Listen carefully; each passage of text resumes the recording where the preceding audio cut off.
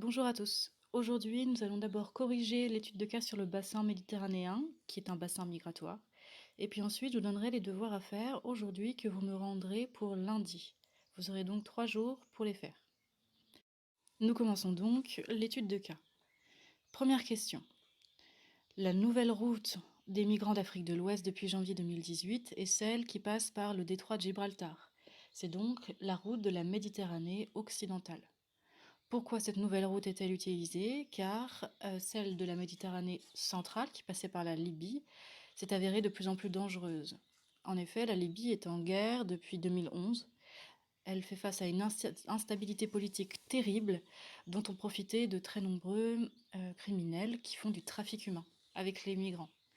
En effet, ils se proposent passeurs et puis ensuite les emprisonnent, esclavagisent les migrants ou alors leur proposent un bateau ou un canot qui en fait n'est pas du tout apte à traverser la Méditerranée.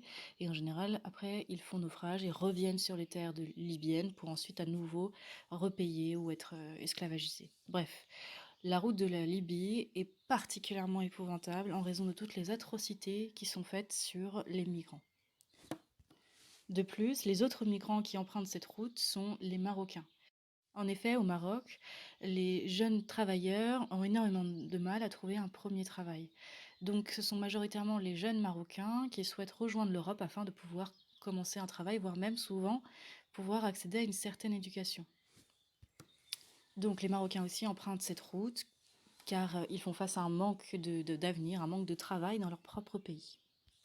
Question numéro 2.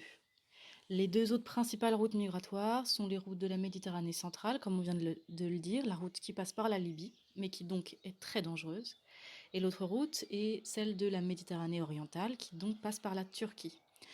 Les migrants qui utilisent principalement cette route sont évidemment les migrants qui viennent des pays du Moyen-Orient, notamment la Syrie et l'Irak, qui connaissent une guerre, comme vous le savez, depuis 2011. Cela montre donc que les routes migratoires à travers la Méditerranée sont principalement sud-nord, c'est-à-dire que les populations qui migrent depuis le sud pour rejoindre le nord du bassin. Pourquoi? Eh bien parce que le nord et le sud de la Méditerranée connaissent de très fortes disparités économiques. En effet, l'Europe est bien plus riche et bien plus développée que le nord de l'Afrique. Par exemple, au Mali, qui est un pays en guerre à cause des islamistes, est un pays qui fait face à une population extrêmement jeune, qui a un PIB par habitant de moins de 5 000 $ en 2017. A contrario, en Espagne, c'est un pays stable politiquement, un pays développé, dont le PIB par habitant est de plus de 30 000 $. Question 3. Par quels moyens s'effectuent ces migrations? Par la voie maritime, très principalement. Ce sont des bateaux, des canaux de fortune qui sont utilisés, souvent qui sont vendus par des passeurs, entre guillemets, à des migrants, mais pour des sommes astronomiques, et qui, en général, sont de très piètre qualité. Ce qui veut dire que les conséquences de ce passage par la voie maritime peut être catastrophique, peut aller jusqu'au naufrage de ces canaux de fortune. Lorsque ces migrants ont de la chance, ils peuvent être secourus par des associations européennes, comme l'organisation humanitaire SOS Méditerranée qui vous est proposée page 171. Mais il n'y a pas que cette voie maritime qui est utilisée. En effet, lorsque les migrants prennent la route de la Méditerranée orientale, ils sont nombreux à se déplacer à pied ou éventuellement en train ou en bus, mais souvent à pied. Parce que c'est un moyen plus discret de passer par la terre et ainsi éviter les contrôles, les douanes, etc. Quant aux conséquences possibles d'immigration, eh bien, donc je vous ai parlé des naufrages ou alors des secours, mais également l'arrivée de nouveaux migrants grâce à l'aide que les premiers migrants qui ont réussi à passer les frontières ont pu donner à leurs compatriotes restés dans leur pays. Question 4. Quelle route migratoire a emprunté ce migrant italien? C'est la route de la Méditerranée centrale. C'est-à-dire que dans une famille, c'est l'aîné qui part, puis le cadet, c'est-à-dire celui qui est plus jeune que l'aîné, puis un par un jusqu'à ce que tous les membres d'une même famille aient pu traverser la frontière. Les conséquences territoriales pour le Mali sont assez dures puisque c'est la fuite des jeunes, en général des jeunes qualifiés. Pourquoi? Parce que ce sont eux qui ont les moyens de partir. Ce n'est pas les jeunes qui sont pauvres, ce sont les jeunes qui ont de l'éducation, qui ont déjà un petit peu d'argent. Donc, le Mali, qui est un pays déjà pauvre, perd tous ces jeunes qualifiés, donc ceux qui peuvent faire la différence dans leur propre pays. Mais lorsque un jeune arrive à passer la frontière et s'installe dans un pays plus développé, il envoie aussi de l'argent à sa famille. Ce qui veut dire que les conséquences territoriales au Mali sont diverses. À la fois, le Mali perd ses jeunes qualifiés, mais à la fois, elle reçoit de l'argent depuis tout ce qu'on appelle la diaspora, c'est-à-dire les membres de son pays qui sont installés à l'étranger. Et enfin, le parcours 2. Les raisons du départ sont évidemment tout principalement économiques. Elles peuvent être également familiales. Et enfin, elles peuvent être pour fuir la guerre. On appelle alors ces migrants des réfugiés. De plus, les conditions de migration sont absolument déplorables. Les moyens utilisés sont le bateau ou même les pieds. Et les effets des migrations sur le pays de départ sont ambivalents puisque il y a la fuite des jeunes qualifiés, comme je vous l'ai dit, mais l'envoi d'argent, mais surtout une pauvreté stagnante pour les pays qui voient leur jeunesse fuir à l'étranger. Voilà pour la correction de cette première partie. Pour la suite maintenant. Vous allez étudier la deuxième partie de cette étude de cas sur le bassin migratoire de la Méditerranée. En effet, page 172-173, vous avez la suite sur les effets des migrations dans les pays d'arrivée. Vous aurez 2 travaux au choix. Soit vous allez faire le parcours 2, page 172, et construire non pas un diaporama mais une vidéo pour me présenter les effets politiques et économiques des migrations en Europe. Soit vous ferez le croquis, page 173, à partir d'un croquis vierge, donc pas de photocopie, en suivant bien évidemment la légende et les figurés qui vous sont proposés. Je répète, vous avez au choix un devoir à faire pour lundi, soit une vidéo qui présente les effets politiques et économiques des migrations, soit un croquis à partir d'un croquis vierge qui présente les effets politiques et économiques des migrations. Si vous choisissez le premier devoir, vous regarderez à la fin de cette vidéo 2 autres documents que je vous donne et qui vous permettront d'avoir de nouveaux arguments pour construire votre vidéo.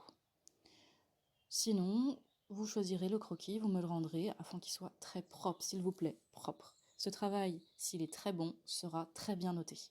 Donc c'est encourageant. Je vous souhaite de bien travailler et bon week-end.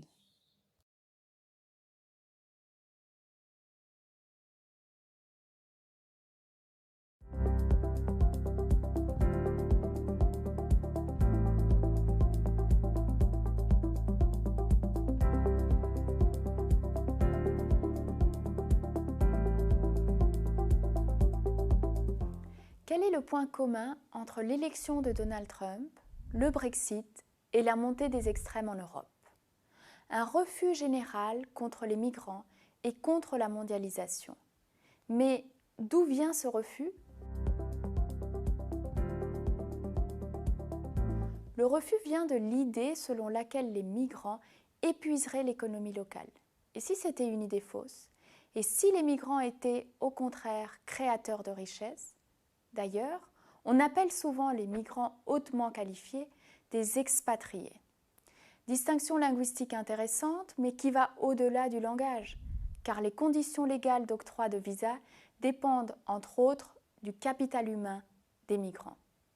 Récemment, des initiatives de l'administration Trump visent à durcir les conditions d'entrée des travailleurs étrangers, surtout dans l'industrie des hautes technologies. Dans un article récent, le professeur Kensuke Teshima et moi-même avons étudié le rôle de ces travailleurs hautement qualifiés pour le transfert de technologies au Mexique. Nous avons utilisé des données sur les emplois de travailleurs étrangers, sur les dépenses en achat de technologies pour 302 multinationales. Nous avons aussi collecté des données sur la qualité de l'environnement institutionnel des États mexicains dans lesquels elles sont implantées. Qu'avons-nous appris? Les travailleurs étrangers facilitent les transferts de technologies tels que l'achat de licences, le transfert d'inventions non brevetées et la révélation de savoir-faire. Et donc, à l'heure des technologies de l'information, pourquoi aurions-nous encore besoin d'individus pour transmettre des connaissances? La technologie ne suffit pas?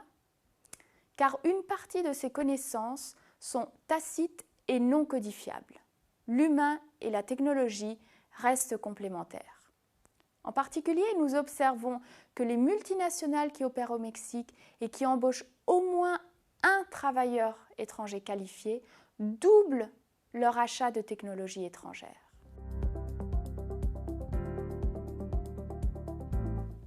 « 54% des multinationales opérant au Mexique n'embauchent aucun travailleur étranger. Pourquoi ? Parce que les expatriés font face à des coûts d'approvisionnement en ressources locales élevés à cause de leur manque de familiarité avec les institutions locales. Lorsque ce coût est trop élevé, l'entreprise peut décider de ne pas les embaucher. Embaucher des travailleurs étrangers, donc, seulement s'ils sont suffisamment efficaces dans leur interaction avec l'environnement local. La création de richesses, donc, nécessite non seulement de transfert de technologie, mais aussi d'un cadre institutionnel propice au flux de travailleurs et de leur savoir. Finalement, qu'apprenons-nous pour repenser la globalisation et la montée de l'anti-globalisation ? Que l'anti-globalisation peut être nuisible parce qu'elle limite le partage de connaissances, mais aussi parce qu'elle peut servir de terroir à la détérioration des institutions locales. Les politiques publiques gagneraient donc à adopter une stratégie d'ouverture visant l'amélioration des institutions locales plutôt que la fermeture des frontières et des esprits.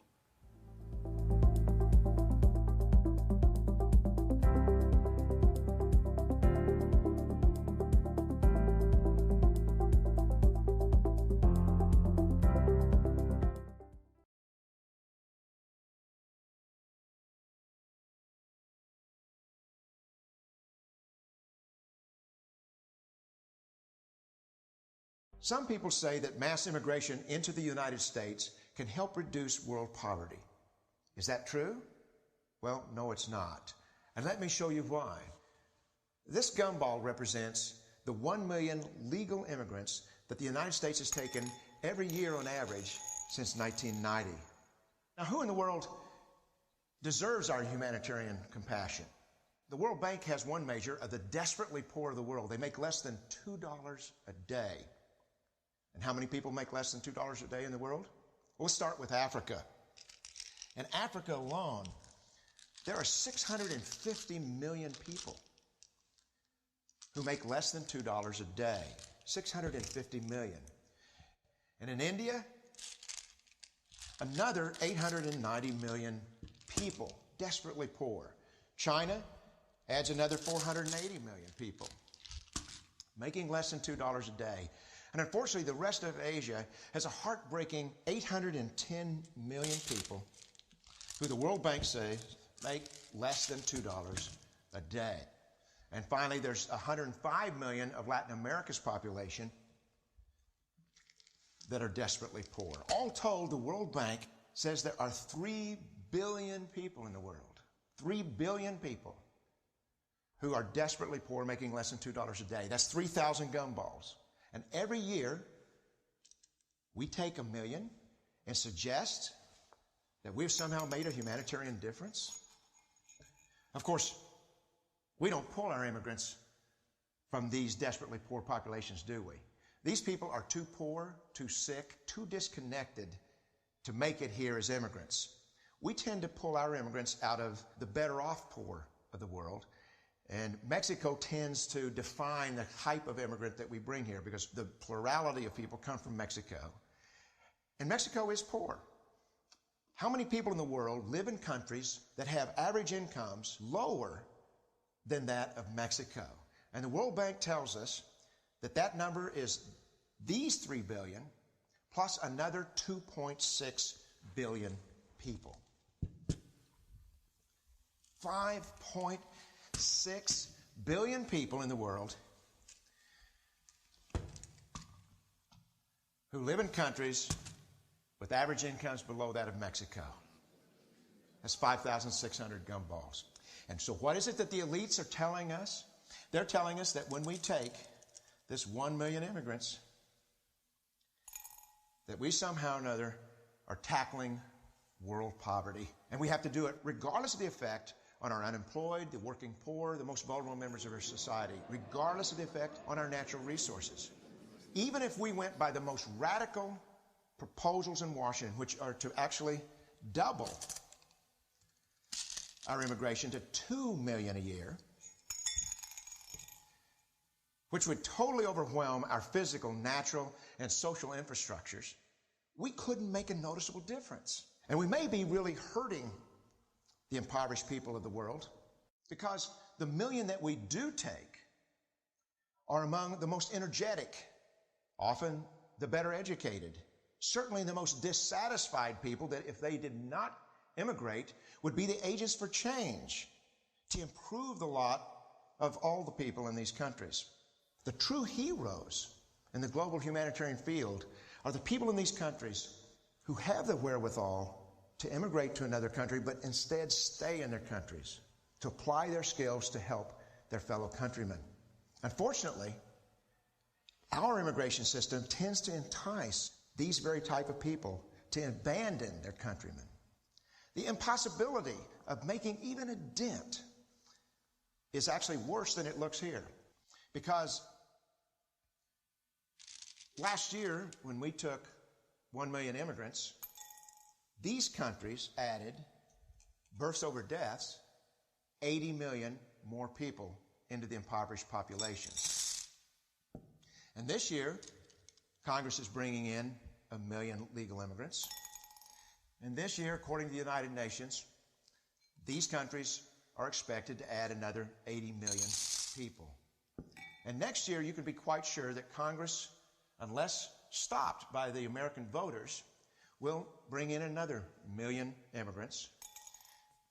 And these countries, unfortunately, will be adding